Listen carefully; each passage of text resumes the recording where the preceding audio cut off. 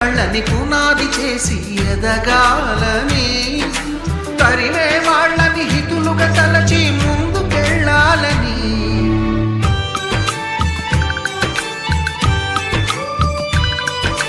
కన్నుల నీటిని కలల సాగుకై వాడుకోవాలని, కాచే నిప్పుని ప్రమిదగా మలచి కాంతి పంచాలని, గుండెతో ధైర్యం చెప్పెను, చూపుతో మార్గం చెప్పెను, అడుగుతో గమ్యం చెప్పెను, నేనున్నానని నీకేం కాదని, నిన్నటి రాతని